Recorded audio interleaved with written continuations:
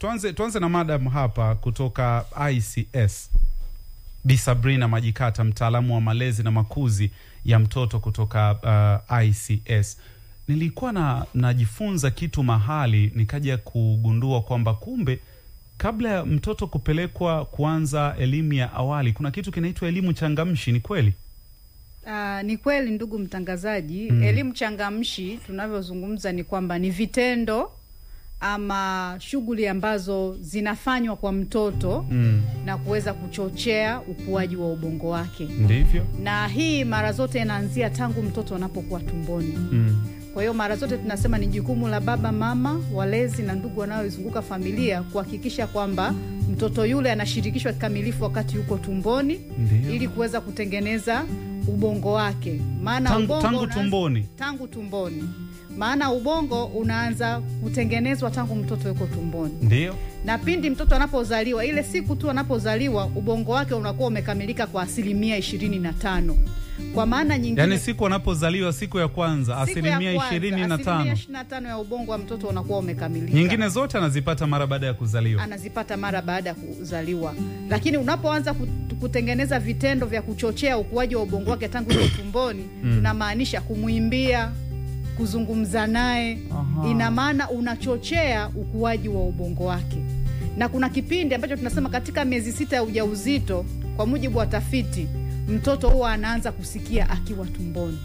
Na ndio maana sisi tunahamasisha zaidi kipindi ambacho mama yuko mjamzito, basi anatakiwa kuhakikisha kwamba mara zote anazungumza na mtoto wake aliye tumboni, anamuimbia, lakini na baba naye ana jukumu la moja kwa moja kuhakikisha naye anashiriki kikamilifu kwenye kuchochea ukuaji wa ubongo wa yule mtoto anapokuwa tumboni kwa kuzungumza naye pia na kumuimbia.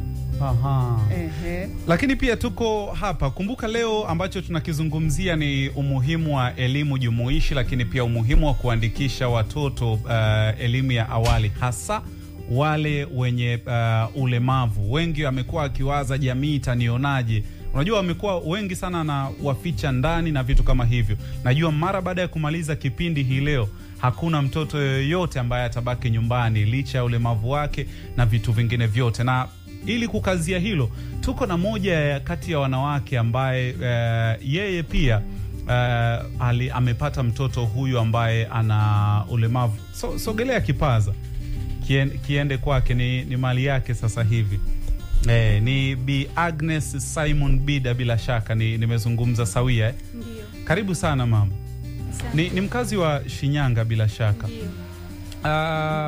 Kwa mimi ambaye tayari na kufahamu, naijua hali yako, yuko yule mwana maisha fresh ambaye anatusikiliza sasa hivi, anatamani kukufahamu wewe na mwanao pia, changamoto ambayo yuko nayo, kwa sababu tunajua kuna ulemavu wa aina nyingi. Ni changamoto gani mwanao yuko nayo?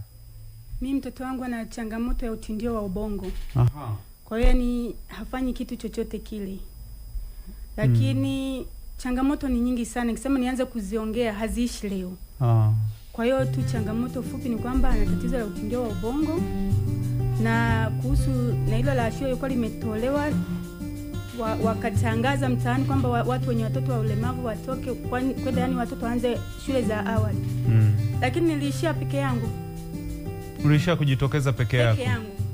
Lakini wengine unawafahamu wenye watoto? Na wapo na ni wengi tu. Na changamoto kubwa zaidi, unyanyapaa unaanzia ndani ya familia. Ndiyo. Kwa sasa ili kwamba huo unyanyapaa uishe, natakiwa ni watu waelimishwe. Sio kwamba mtoto unapokuwa na mtoto mlemavu, yani kwamba yeye analeta maskini. Yani hata unafikia hata mtoto akifariki anazikwa yani kienyeji, kwamba ukimzika ninavyotakiwa utazaa tena mtoto wa hivyo hivyo. Kwa hiyo yani inatakiwa ni elimu, watu watolewe hiyo elimu, watoto wasiwafiche ndani. Ambapo wakwako wewe tayari amekwisha kuanza shule? Mimi mtoto wangu alikuwa anatakiwa kweli aanze shule. Ndiyo. Kitu ambacho kimekosekana ni kiti, ni chair. Hicho ndio kilichokosekana. Kwa hiyo kama kingepatikana, wakwangu mimi nilikuwa nampeleka shule. Na alipofika shuleni ikawa ni kwamba yuko tayari kusoma, lakini ni kiti ndio kilichangia nikashindwa kumpeleka shule. Lakini mimi nilikuwa nampeleka. Sasa hivi ana miaka mingapi? Anakimbilia sasa 5. Anakimbilia 5. ambapo hiyo ilikuwa ni mwaka huu umekwisha jaribu kwenda kumwandikisha? Nilienda, shida tu ikaijia kiti. Ambapo hii sasa nadhani inanirudisha kwa mzee wangu hapa kutoka Shivyawata, anaitwa Richard Mpongo. Yeye ni mwalimu, lakini pia yeye ni mwenyekiti wa shirikisho la watu wenye ulemavu mkoa wa Shinyanga. Tumeisikia changamoto hii ya Bi Agnes Simon Bida. Mzee Richard, tunaanzia wapi kwenye hili? Changamoto kama hizi mnakutana nazo ama mnazipokea pia? Changamoto hizi tunazisikia na wakati mwingine zikija ofisini kwetu tunazitatua, na tunashirikiana kwa ukamilifu na serikali ya mkoa na serikali ya wilaya. Ambapo kwenye hili sasa, hili la mama kukosa wheelchair, hakuna namna yoyote anaweza akasaidiwa, pengine tukajikuta tuko na huyu mtoto shuleni kutoka kwenu, lakini pia ukiwa kama mwalimu, mtoto wa namna kama hii anasaidiwaje? Hili swala la mama, bahati mbaya kwenye ofisi yetu tulikuwa hatujalipata. Lakini tukilipata huwa tunashirikiana na serikali pamoja na wadau mbalimbali kwa ajili ya kutatua matatizo kama hayo. Lakini kubwa, sisi kama Shivyawata hatutaki mtoto mwenye ulemavu yeyote aachwe kuandikishwa shule. Nataka wote waandikishwe shule, kwa sababu ni haki yao ya msingi kupata elimu kama mtoto mwingine wa aina yoyote. Ambapo kwenye hili sasa ndo limekwisha fika kwako. Tunaondokaje hapa na nyooka na wewe ubavu kama mwenyekiti wa shirikisho? Sawa. Hili namkaribisha mama afike ofisini. Ndiyo. Na bahati nzuri tumeona naye hapa. Naye huyu mama anatakiwa au mwanachama wa shirikisho. Ndiyo. Kwa maana pale ofisini kwetu tuna vyama vitano. Kuna chama cha wasioona, kuna chama cha viziwi, kuna chama cha walemavu wa akili, ambao yeye ndio sasa kulingana na mtoto wake yeye anatakiwa awe mwanachama wa chama cha walemavu wa akili, kwa sababu huyu mtoto hawezi kujisemea. Kwa hiyo anatakiwa asemewe na mzazi wake au mlezi wake. Ukilitazama, nirudi kwako sasa, ukitazama miaka 5 pengine au 10 nyuma, kiwango cha uandikishwaji wa watoto wenye ulemavu shuleni kwa miaka 5 au 10 iliyopita kinalingana na sasa hivi? Tunakuwa au tunashuka? Hakilingani. Sasa hivi kimekuwa sana, na ninaweza nikakupa ushuhuda, na hasa kwa halmashauri mbili hizi, za halmashauri ya wilaya ya Shinyanga na halmashauri ya manispaa ya Shinyanga. Uandikishaji umepanda sana, na umepanda kwa sababu ya baadhi ya wadau wanaotushika mkono. Kwa mfano, kuna shirika la ADD. Hili shirika lina kupitia kikundi cha Amani kilichoko cha ADC na kikundi cha SWAUTA, umoja wa wanawake wenye ulemavu Tanzania. Ndiyo. Wamezunguka katika halmashauri hizi na kuongea na wazazi na kuongea na serikali za mitaa na kuibua mpaka wameanzisha vikundi vya kuwahamasisha wazazi wasiwafiche watoto, na vikundi hivyo vimewezeshwa kabisa mpaka na mitaji ya ujasiriamali. Kwa hiyo wadau pamoja na serikali kwa kweli hawataki kumwacha mtoto yeyote kupata elimu. Kwa wewe ambaye unatusikiliza sasa hivi, ambaye umetoka kumsikiliza hapa, ni Richard Mpongo, mwenyekiti wa shirikisho la watu wenye ulemavu mkoa wa Shinyanga, Shivyawata. Lakini nikwambie tu, kipindi hewani sasa hivi ni program jumuishi ya taifa ya malezi, makuzi na maendeleo ya mtoto, ambapo ni kupitia mradi huu wa Mtoto Kwanza. Lengo ni kuhakikisha tunaitengeneza kesho iliyokuwa bora, kwa sababu watoto wetu ndio tunu yetu. Na swala la elimu jumuishi ndilo ambalo tunaligusia sasa hivi, kutaka kujua ni upi mstakabali wa watoto wenye ulemavu, hasa katika swala zima la elimu. Kukaribisha pia hata wewe kuweza kushiriki na sisi kwenye mjadala huu kwa kutuma ujumbe mfupi, na hapo baadaye pia takuwa na nafasi ya kupokea simu yako. Unadhani ni nini kifanyike kuongeza tunasema uandikishwaji wa watoto wenye ulemavu katika elimu ya awali? Tuko hapa pia na Bi Sabrina Majikata kutoka ICS, yani mtaalamu wa malezi na makuzi ya mtoto. Atatugusia kwa kina juu ya elimu changamshi. Natamani sasa hivi tukaungane na mwenzetu kutoka Wizara ya Elimu, Sayansi na Teknolojia, anaitwa Solomon Chazuka. Yeye hapa anatujuza juu ya sera inasema nini upande wa elimu. Sera inazungumza kitu gani juu ya haki hii ya elimu kwa watoto, na si watoto tu, watoto wote, hata wale wanaoishi na ulemavu. Huyu hapa Solomon Chazuka. Sera iko wazi kwamba elimu ni haki ya kila raia. Kwa hiyo wanafunzi wote wana haki, wamepata haki kutokana na sheria ya elimu na sera ya elimu.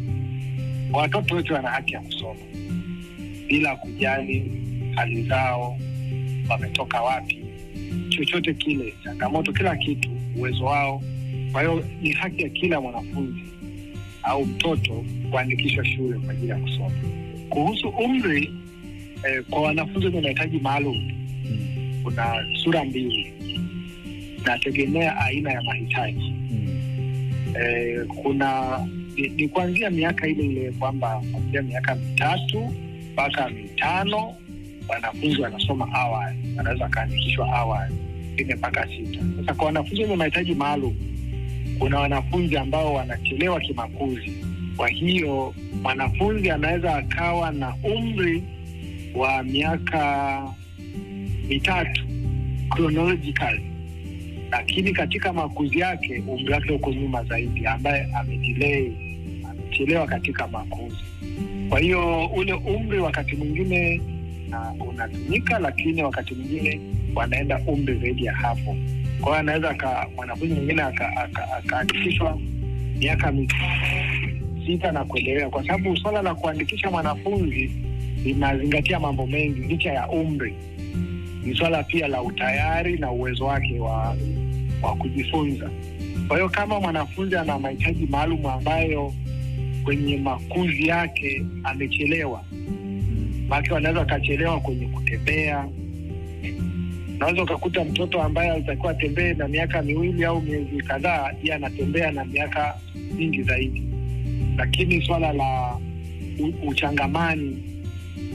kuchangamana na wenzake. Kwa hiyo sheria na sera zinasema vizuri kwamba kuanzia miaka 3, lakini kwenye mtoto wenye mahitaji maalum kuna wakati umri unakuwa tofauti, sababu ya makuzi yao yanakuwa hayaruhusu. Ila kuanzia umri huo wa kawaida wa wanafunzi wengi, na wenyewe wanaingia, na hata akichelewa kidogo anaweza akaingia, kwa sababu zipo kwamba yeye kimakuzi alichelewa. Mmemsikia hapo Solomon Chazuka, yeye ni kutoka Wizara ya Elimu. Nirudi kwako sasa, mama yangu hapa. Tulikuwa tunazungumza juu ya hali ya kijana, kwamba bado hajaenda shule mpaka sasa hivi. Ni kitu gani ambacho ukiachana na wheelchair, ni kitu gani kingine ambacho unadhani kinawakwamisha? Kwa sababu umezungumza kabisa kwamba ni peke yako ulijitokeza. Unadhani ni changamoto gani ama kitu gani kinawakwamisha wazazi wengine kujitokeza na kwenda kuwaandikisha watoto? Yaani hawa watoto wanaona kwamba ni kama vile tofauti na watoto wengine. Eze kwa sababu mtoto anaona hawezi kushika kitu chochote kile, anaona kwamba nikimpeleka shule atafanya nini? Labda mtoto ni wa kulala, unahesabu masaa, kalala masaa mawili nimgeuzie ubavu mwingine. Sasa nikimpeleka shule atafanyaje?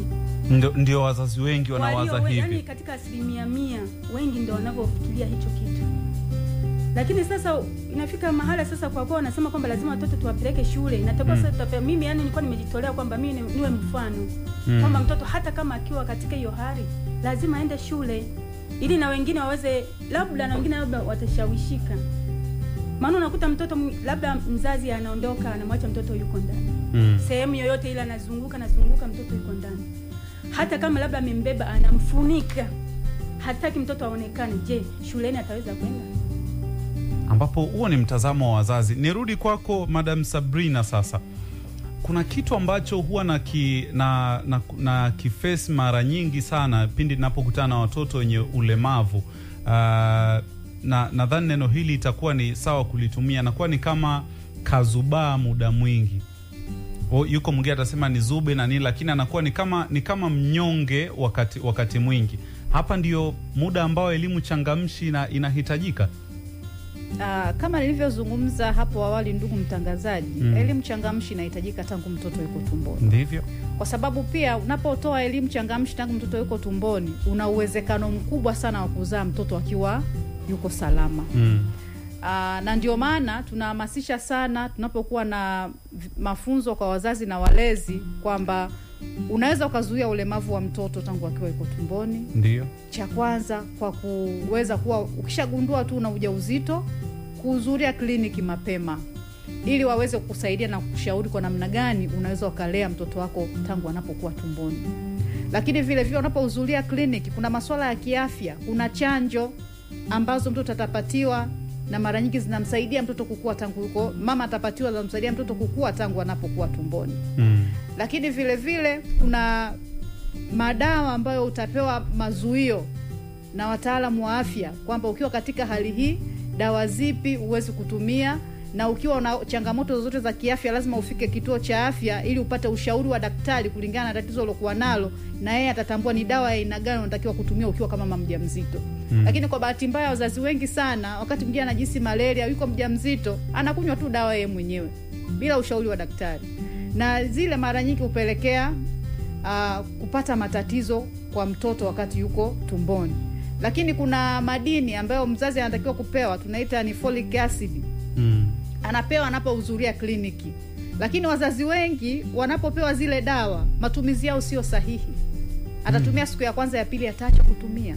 Lakini zile dawa ni nzuri sana kwa mama mjamzito kwa sababu zinakwenda kutengeneza na kumlinda yule mtoto kule tumboni. Ndivyo. Kwa hiyo tunasema vitendo changamshi vinaanza tangu mtoto yuko tumboni na vinaendelea mpaka mtoto anafika umri wa miaka 5. Ambapo tuzungumze sasa mara baada kati ya mwaka mmoja ameshazaliwa sasa tayari. Inaweza ikaathiri uwezo wa mtoto kwenye elimu ama ujifunzaji ikiwa hatopata elimu changamshi. Amezungumza hapa Bi Agnes kwamba mtoto anafunikwa, atafungiwa ndani. Itakuwa ni sawa sawa na yule mtoto ambaye pengine alipata nafasi ya kwenda kuchanganyikana na wengine. Elimu changamshi tunasema ni muhimu sana kwa mtoto. Ambapo tunasema mara zote mtoto anapofikia umri wa miaka 5 anatakiwa kupelekwa kuanza darasa la awali. Na faida kubwa za kuanza darasa la awali, darasa lile la awali tunasema umri ule wa miaka 5 wa yule mtoto tayari 90% ya ubongo wake umekamilika. 90% ya ubongo mpaka miaka 5. Mpaka miaka 5 90% ya ubongo unakuwa tayari umekwisha kamilika. Kwa hiyo ni kipindi muhimu sana kwa yule mtoto kutengenezwa, kuendelea kutengenezwa. Kwa sababu wanapoanza kujifunza usaidia kumkuza mtoto kiujuzi na kiakili. Umsaidia mtoto kumjengea namna ya kuchangamana na wenzake. Na hiyo uchangamshi huo haupatikani shuleni peke yake. Anapotoka shule, anaporudi nyumbani, ile elimu changamshi inatakiwa iendelee. Na ndio maana unakuta kuna michezo mbalimbali katika haya madarasa ya awali. Kila mchezo anaocheza yule mtoto unamsaidia mtoto kukua kwa ubongo wake, ubongo wa yule mtoto. Kwa hiyo unakuta wazazi wengi wanajisahau kwamba hawana muda wa kuonyesha matendo changamshi kwa kushirikiana na yule mtoto. badala yake wanasubiri afike umri ule aende shule. Lakini tunasema yanaanza kutoka kwa mzazi, na anapokwenda shule anayapata. Kwa hiyo michezo anayocheza yule mtoto, bila kujali michezo aina gani, kila mchezo anaocheza yule mtoto anajifunza, na kila mchezo anaocheza yule mtoto unamsaidia kuchochea ukuaji wa ubongo wake. Na ndio maana tunasema vitendo ama michezo ama shughuli za kuchochea ukuaji wa ubongo wa mtoto ni vitendo muhimu sana katika ukuaji wa mtoto, kwa sababu pia anapokwenda kwenye ile darasa unamuandaa kuanza darasa la kwanza. Kwa hivyo unachotaka kuniambia madam ni kwamba mtoto huyu ambaye ana ulemavu tayari, pengine tuchukulie kama hivyo changamoto ya afya ya akili, ama pengine akawa na changamoto yote kwenye kiungo chochote, unapozidi kumfungia ndani, asichangamane na wengine ama asikutane na yale mazingira atakao mchangamsha ama ile elimu changamshi, maana yake tunazidi kuongeza tatizo. Nataka kusema hivi. Ni kweli. Unapomfungia ndani ina maana hana kuchangamana na wenzake, hawezi kuchangamana na wenzake, lakini hata ile michezo ambayo ingeweza kumsaidia pengine hata kujiongea, kama alikuwa hawezi kutembea, hata kujiongea, ina maana unazidi kumdidimiza na kuendeleza ile hali aliyokuwa nayo. Lakini hawa watoto nao wana vipaji vyao. Unapomtoa kumpeleka kwenye ile madarasa ya awali, ni njia mojawapo ya kukuza kipaji alichokuwa nacho, kwa sababu anakuwa anacheza na wenzake, anachangamana na wenzake, na kuna matendo anaweza kawa anayaonyesha yanaweza kumsaidia mzazi ama mlezi na mwalimu kutambua huyu mtoto pengine ana uwezo wa kufanya kitu gani zaidi kuliko kitu kingine. Na ndipo hapo utakapoanza kumtengeneza kulingana na uwezo aliokuwa nao, kwa sababu nao wana uwezo wa kufanya vitu. Si kwamba hawana. Ndio. Wana uwezo wa kufanya vitu kama walivyo watoto wengine. Lakini mara zote watu wakisikia mtoto mlemavu wanachukulia wote, yani kwa ujumla ni mlemavu, hana uwezo wa kufanya chochote. Lakini kumbe si kweli. Mtoto ana ulemavu wa akili, lakini kuna vitendo vingine anaweza kavifanya. Kuna kitu anaweza kukitengeneza kwa kutumia mikono yake, ambapo hapo ndo tutaanza kutambua huyu kumbe ana uwezo wa kupiga gitaa, pengine akaja kuwa mpigaji gitaa huko mbele ya safari. Hapo umegusa jambo muhimu sana, na nikukaribishe pia wewe ambaye unatusikiliza sasa hivi kwa nambari ya ujumbe mfupi hapa 0677644444. Tuambie tunawezaje kuongeza idadi ya watoto. Amezungumza hapa Bi Agnes Simon Bida kwamba waliitwa wazazi wenye watoto wenye ulemavu, lakini cha ajabu akajitokeza yeye peke yake, na amezungumza changamoto ambazo wazazi wanakutana nazo. Wako wengine wanamtazamo tu kwamba namtoaje mtoto.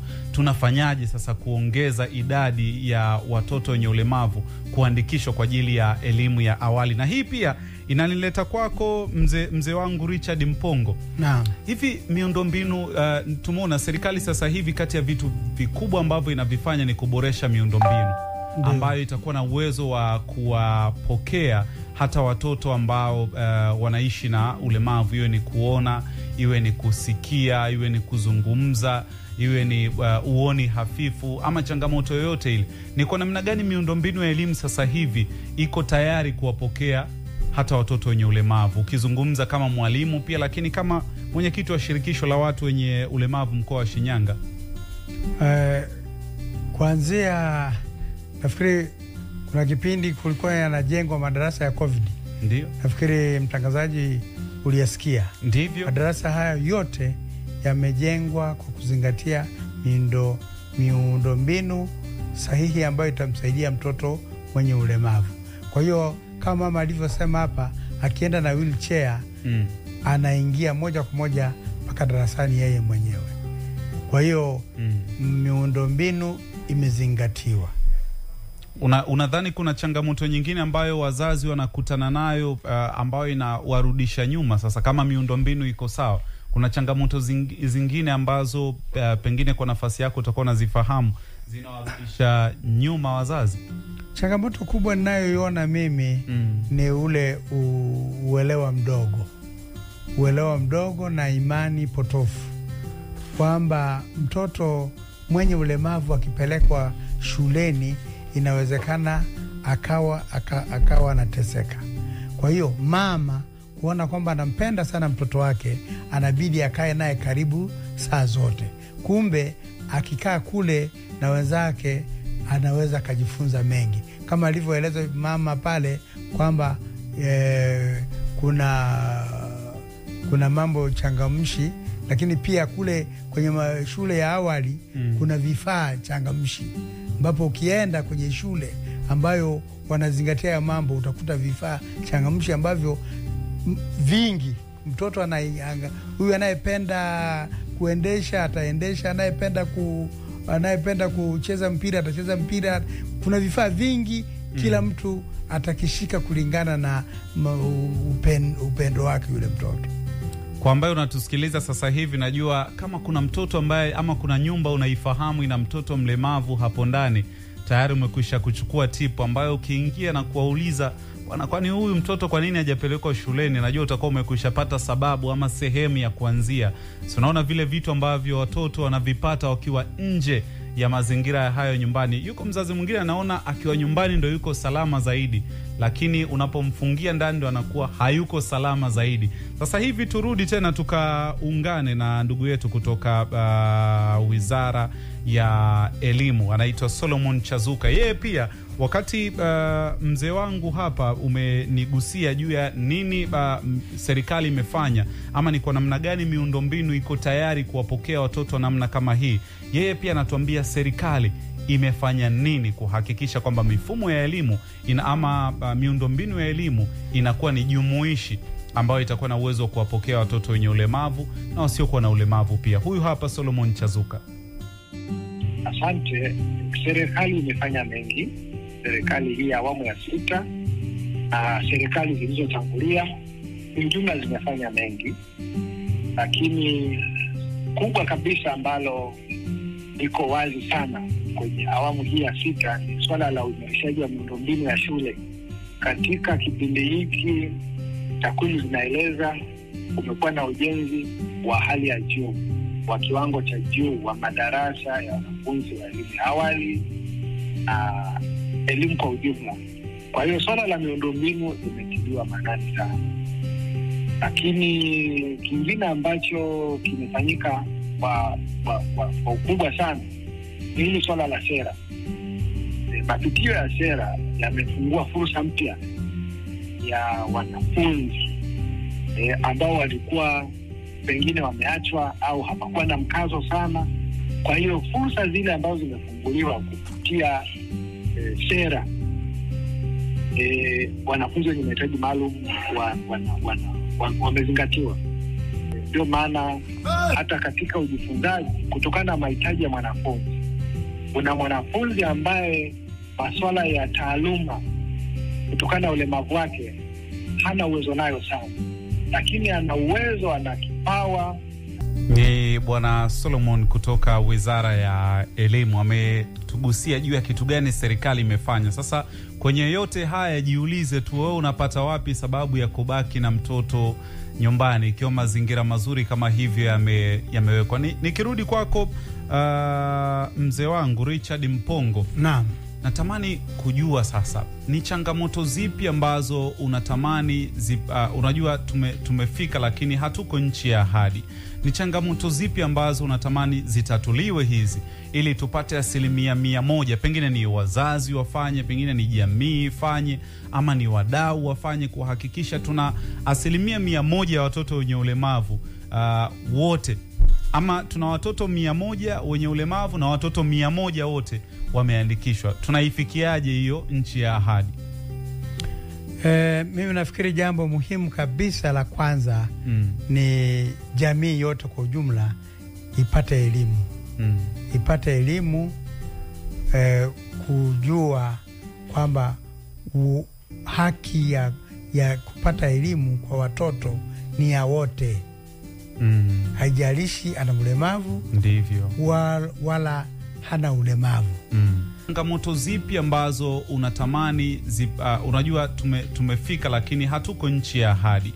Ni changamoto zipi ambazo unatamani zitatuliwe hizi ili tupate 100%? Pengine ni wazazi wafanye, pengine ni jamii ifanye, ama ni wadau wafanye kuhakikisha tuna 100% ya watoto wenye ulemavu wote, ama tuna watoto 100 wenye ulemavu na watoto 100 wote wameandikishwa. Tunaifikiaje hiyo nchi ya ahadi?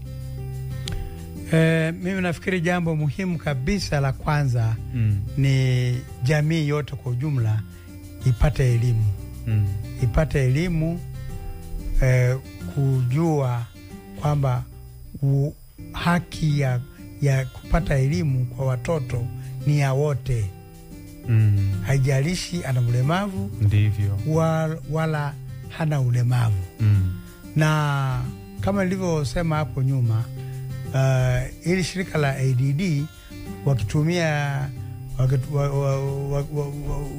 wakiwasaidia hawa wanawake wenye ulemavu pamoja na kikundi cha amani kilichoko SHIDC, walitenga baadhi ya kata na kupitia kata hizo wamehamasishwa na vikundi vimetengenezwa vya kuwasaka na kuwatambua watoto wenye ulemavu, na mwitikio wa kuandikisha watoto mwaka huu ni mkubwa sana. Na nimeongea na ofisi ya elimu ya mkoa na ofisi ya elimu za wilaya hizi mbili.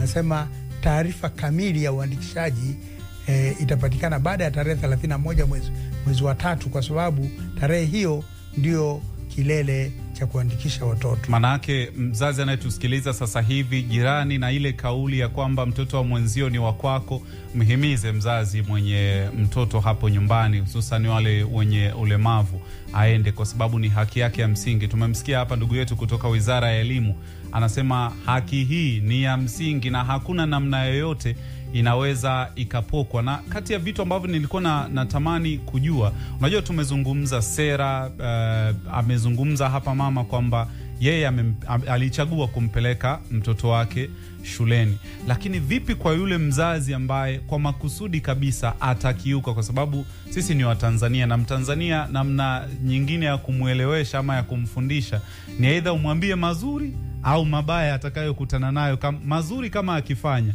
na mabaya kama asipofanya. Tunaungana pia na ndugu yetu kutoka Wizara ya Elimu, tumalizane naye kabisa. Huyu anaitwa Solomon Chazuka, yeye anatuambia juu ya ni nini kitafanyika ama sera inazungumza nini juu ya mzazi ambaye hatompeleka mtoto wake kumwandikisha. Kumbuka mzee wangu Richard umezungumza kwamba mwisho kabisa ni tarehe 30 na moja mwezi wa 3. Manake siku bado uko nazo, muda bado uko nao. Wewe mzazi sasa, ama wewe unayetusikiliza sasa hivi, kuna wadau hapa anaitwa Musa kutokea Mwanhuzi, anasema yuko na sisi, nitakuja kupita na ujumbe wako. Emmanuel Shini, nimeona ujumbe wako, na Abel Daudi, nitakuja kupita na jumbe zenu, lakini sasa hivi tukamsikilize ndugu yetu kutoka Wizara ya Elimu. Kwanza nashukuru kwa swali zuri. Swala la elimu ni haki, yaani sheria imetoa haki kwamba ni haki ya mtoto kusoma. Kwa hiyo sio swala la mzazi kuamua nimpeleke au nisimpeleke, au jamii. Haki tunaweza kusema mzazi, lakini pamoja na jamii inayomzunguka, wale watu wa karibu na serikali ya kijiji au mtaa, wote wanatakiwa wakumbuke kwamba swala la elimu kwa mwanafunzi mwenye mahitaji maalum na mwanafunzi yoyote ni swala la kisheria, ni haki ya kila mwanafunzi. Kwa hiyo mtu ambaye kwa matakwa yake au kwa vile ambavyo ameamua, akiamua kinyume cha kumpeleka mtoto shule, kwamba anavunja sheria, anamnyima mtoto haki. Ndio maana zipo kampeni mbalimbali za kufanya kila mtu aelewe kwamba hii ni haki. Yaani fursa ya elimu ni haki sawa, ni fursa sawa ya elimu kwa wanafunzi wote, wakiwemo wenye mahitaji maalum na wasio na mahitaji maalum.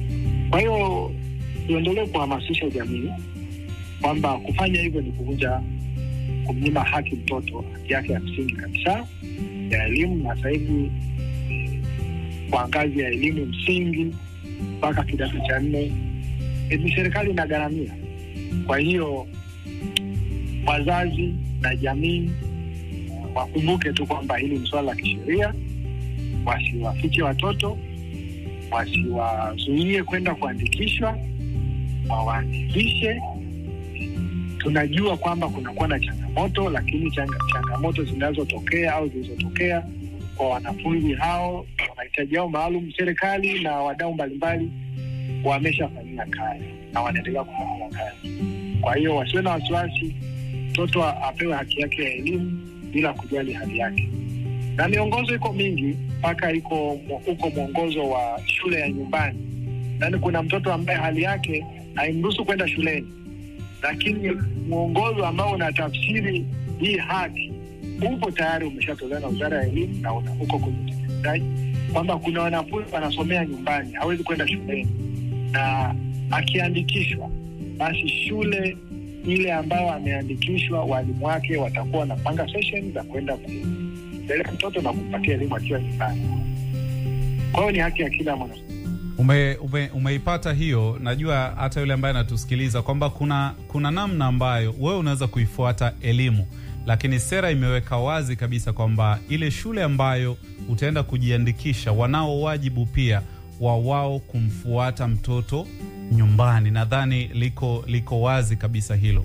Kwa hivyo unachotakiwa sasa hivi kufanya wewe mzazi ni kwenda kumwandikisha mtoto. Wao walimu ndio ambao watakupa option, lakini hili la ndugu yangu hapa ama mama yangu hapa, najua Bi Agnes, najua tutaliweka sawa mara baada tu ya kumaliza kipindi hiki. Zitapigwa simu mpaka tuhakikishe kufikia tarehe 31 ya kijana wetu ni either elimu inamfuata nyumbani ama yeye anaifuata elimu kwa namna yoyote ile. Ni upi wito wako Bi Agnes, kwa kumalizia, ni upi wito wako kwa wazazi ambao wanatusikiliza sasa hivi, lakini majirani pia wanaotusikiliza sasa hivi, kuifikia hiyo tarehe 31 na umuhimu? Najua pia wewe hapo umepata nafasi ya kuzungumza, lakini kama sehemu ya darasa juu ya umuhimu wa kuandikisha watoto elimu ya awali, upi wito wako kwa wazazi? Wito wangu tu, naomba wajitokeze, yani waiache ile hofu ambayo yani wamekuwa nayo yani kwa muda mrefu sana. Wajitokeze, wawatoe watoto, na wao wana haki kama watoto wengine, ili waweze nao kwenda shule. Kama kweli ana changamoto kama alivyosema waziri wa elimu, basi elimu itamfuata mtoto nyumbani badala ya kwenda shule. Kama changamoto yake inatakiwa kwamba imfuate nyumbani, labda na imani watakuwa wameelewa, wale ambao walikuwa wanajua kwamba hiki kitu hakiwezekani, kumbe kinawezekana. Hapo sasa hivi najua Mwana Maisha Fresh utakuwa huko kwenye nafasi. Kwako Bi Sabrina, kwa kumalizia, tumeizungumzia elimu ya awali, lakini naona kuna hii elimu ina umuhimu mkubwa sana, elimu changamshi. Najua pia huyu mtoto ambaye hata kabla hajaenda kuanza awali, akiipata hii nyumbani, kachangamshwa hili, kashirikishwa hapa, kachanganywa na wenzie, najua itamsaidia sana. Kuna tofauti yoyote ama kuna athari yoyote mtoto anaweza akaipata akishazaliwa sasa, kati ya umri wa mwaka 1 hadi miaka 5? Kuna athari yoyote anaweza kaipata utu uzimani kwake kama kupata hii elimu changamshi? Athari zipo kwa sababu tafiti zinasema mtoto yoyote ambaye amepata elimu changamshi tangu hapo awali ana uwezekano mkubwa wa kufanya vizuri darasani, lakini vile vile mtoto huyu pia ana uwezo mkubwa sana wa kuweza kuchangamana na wenzake na kujifunza, na kuna uwezekano mkubwa sana kwake yeye kutokukataa shule. Yaani maana yake hawa watoto wanaokataa shule kuna namna hawakupata elimu changamshi, unataka kuniambia hivyo? Sina uhakika sana, lakini nasimama kwenye science inavyosema inaeleza kwamba hakuchangamshwa vizuri ama ipasavyo, uwezekano wake kukataa shule. Inasema aliyechangamshwa vizuri una uwezekano mkubwa sana asiweze kukataa shule hapo mbele ya safari. Halafu kuna sisi ambao ni elimu dunia, maana yake ni kinyume chake kinaweza kufanya kazi. Kama akipata elimu changamshi ni vigumu yeye kukataa shule, maana yake asipoipata pia uwezekano wake kuikataa ni mkubwa. Kwa hivyo tunaiona hiyo, na hiyo ni kwa watoto wote. Kwa hivyo tuichukue hiyo pia. Tukumbuke pia anapoenda kwenye ile elimu ya awali anajifunza kuchangamana na wengine, yani namna ya kuishi na wengine, ndipo inapoanza kujengwa. Kwa hivyo hata asipofanikiwa upande wa elimu, lakini yani asipofaulu darasani, lakini bado ameshapata huo ujuzi wa kuchangamana na wengine. Faida mojawapo hiyo. Kwako mzee wangu Richard Mpongo, tumalize, wewe ni mwenyekiti wa shirikisho la watu wenye ulemavu mkoa wa Shinyanga SHIVYAWATA, lakini pia ni mwalimu. Nini wito wako kwa jamii, kwa serikali, lakini kwa mzazi ambaye anatusikiliza muda huu? Wito wangu kwamba wazazi wajitahidi kuandikisha watoto shule. Na mtangazaji, nafikiri wewe ulishakutana na watu wengi. Ndivyo. Ulipokutana na watu wenye ulemavu waliokwenda shule, wana uwezo mkubwa wa kufanya mambo yao kikamilifu na hata kuwatunza hawa ambao hawana ulemavu. Lakini kwa sababu walipata elimu, walipelekwa shule. Kwa hiyo niwahimize wazazi wote wajitahidi kuwapeleka watoto shule. Lakini jamii, hata kama sio watoto wao, washauri majirani zao kuwapeleka watoto shule, watoto wote wenye ulemavu na wasio na ulemavu. Lakini pia viongozi wa mila, viongozi wa dini, madhehebu yote katika kuhubiri kwao wasiache nyuma kuhimiza waumini wao kuwapeleka watoto shule. Asante sana mzee Richard Mpongo, mwenyekiti wa shirikisho la watu wenye ulemavu mkoa wa Shinyanga SHIVYAWATA, lakini pia mwalimu wa shule ya msingi bila shaka, si ndivyo? Mwalimu mstaafu, nina miaka 8 tangu ni staafu. Na ualimu ni wito. Ualimu huwa hautoki damuni. Usipofanya darasani utaufanya nyumbani.